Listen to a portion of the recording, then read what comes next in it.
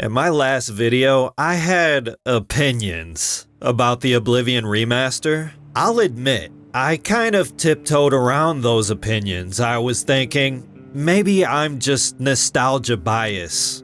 Maybe I need to actually hold the controller in my hands before casting that first stone. All my favorite channels here on YouTube, they're enjoying the game. Even YouTubers like Legendary Drops, who I consider to be extremely based, even he is enjoying the game. And if you haven't yet, check out his channel. He does these wake-up call videos that remind me of the Sun Grand industry speeches, only more coherent, as if he actually went through the effort to do his research. He genuinely makes high-quality, entertaining content. Nothing like my shitty videos. It's just that in this instance, with his video on Oblivion, I'm just gonna say it, it's fucking delusional. Just watch this clip. After closing my first Oblivion gate and watching the flames spew out all around me, my game crashed immediately afterwards. It's such an authentic experience. They really captured what it was like to play it back in the day. I mean, they layered Unreal Engine 5 over the Creation Engine. What did we think was going to be the result of that? Look, we all have biases.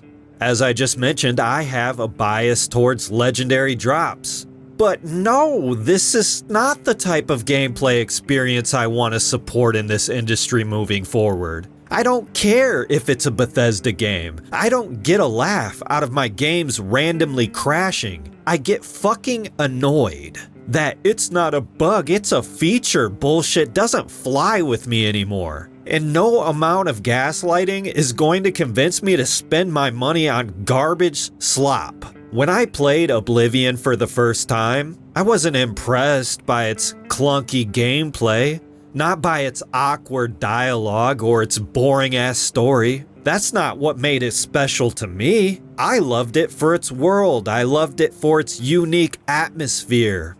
It wasn't just some potato-face game from 2006. It had artistic character. It had a soul. All of which are completely stripped away in this lifeless remaster. Now, I'm not telling you how to react to this game. If you enjoy it, that's great. This is just how I'm reacting to it. Usually, when I try to express why I like playing older games, it comes off as rose-tinted glasses. We've heard the conversation a million times.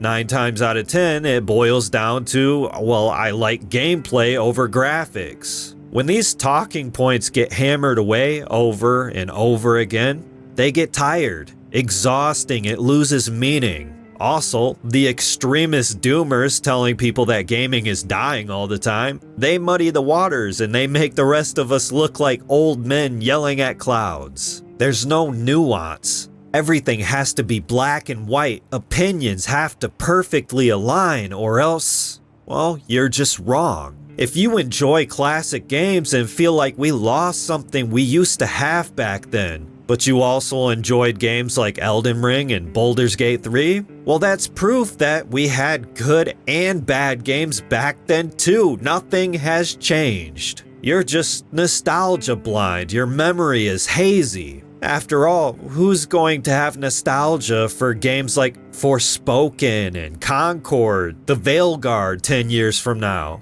We won't even remember them. We've always had bad games, it's just history repeating itself. Never mind the fact that we used to have things like Blockbuster, when the majority of the games you played were cheap rentals. Never mind the fact that when you did buy your games, you actually owned them. A physical disc with the complete content on it, a case, a thick manual, nearly instant gameplay as soon as you pop that disc in, instead of spending hours downloading a file that takes up a quarter of your console storage. Back when you didn't have to become a gameplay tester because these companies want to sell you on, well, buy it now and we'll fix it later. If a game was broken at launch, it was broken forever. So quality assurance had to be held in way more scrutiny back then. Back when those bad games were just bad because devs had lack of experience and small budgets and sold poorly because of it.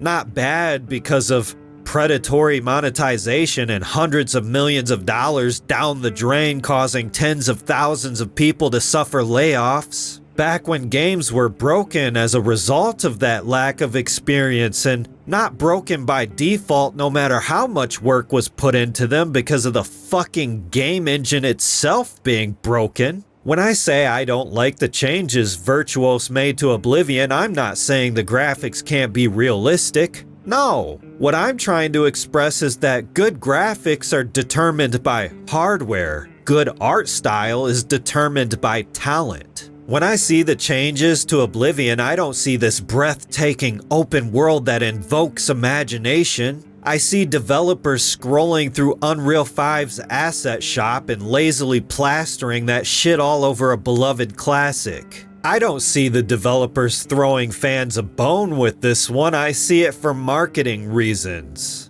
I see a desaturated toilet filter over the original's lush, high-contrast color grading that looked like a painting brought to life. Bad performance, traversal stutter, shader caching, game crashes. Is this being faithful to Oblivion's goofy jank? Because it sure is being sold to us like that. Don't pay attention, bro. Oblivion was always like that. The devs were just being faithful to the source material. Fuck off. I'm sure those absurd sprinting animations running uphill and those nightmare-inducing facial animations were a creative choice then. How about that corporate UI that looks like it was stripped straight from Skyrim?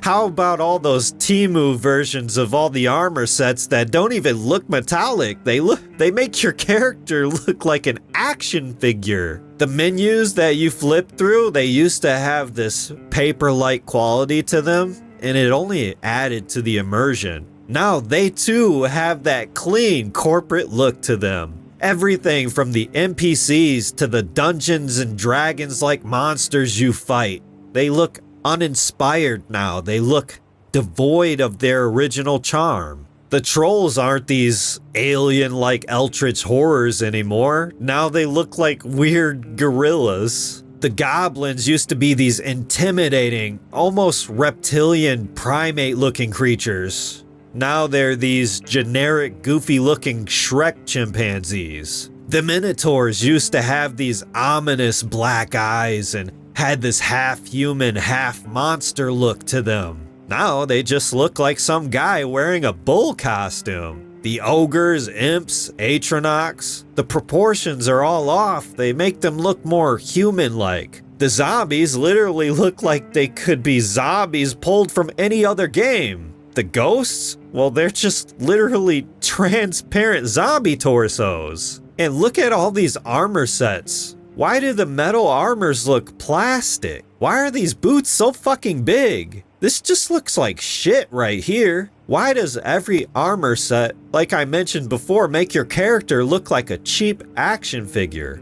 For a game going for realism, this new design sure does clash with the rest of the environment. I'm so annoyed that this slop that's being sold to us is being unanimously praised. Because what it does is it preys on our nostalgia. I also find it funny how a lot of the drama has been centered around the game being woke for its inclusion of body type 1 and 2, as if these companies really give a shit about inclusivity or pushing some ideology. They don't give a shit about that. They don't give a shit about representation or trans and gay people. They give a shit about your money. And it's easier to push for more monetization when there's public infighting within the gaming community. They think you'll buy the game because look how insane these chuds are. Look how racist they are for not buying our game. Have you noticed? It's been awfully quiet. Where's the activist game developers on Twitter attacking gamers and calling them bigots? Isn't it strange? It's almost like they've been throwing shit at the wall, and when it doesn't stick, they just try something new. They're not beholden to any ideology. How about we just shadow drop the game and add in just enough controversy for the anti-wokies to chew on to move attention away from how goddamn awful our game is? It's almost like what they've been doing is trying to create a diversion by diversity. It's actually pretty genius. Normies, they don't care about body type 1 and 2. We already don't trust access media. It's like a frog in a boiling pot. You won't realize it until there's interrupting ads in your gameplay. When you have to pay for a super duper premium Game Pass subscription to stop from being ad bombed during a boss fight. Probably a little out there, yeah, but I'm trying to convey the actual problem. They want you to be mindless consumers.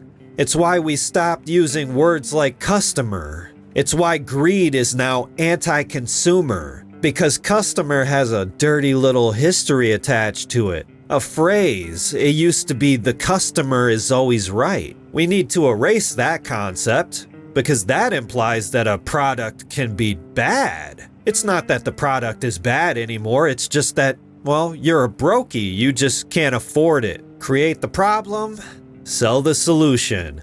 A game isn't creatively bankrupt and devoid of any type of soul anymore. No, it's woke and all the female characters are just self-inserts of fat liberal women. That should be the focus. Don't be mad at the battle passes and microtransactions, or the 15th sequel to an already stale franchise, or the meta build and weapon skin of the guy who just killed you in Call of Duty pointing you straight to the in-game store page. Be mad at the body type 1 and 2 even though there's still fucking binary options.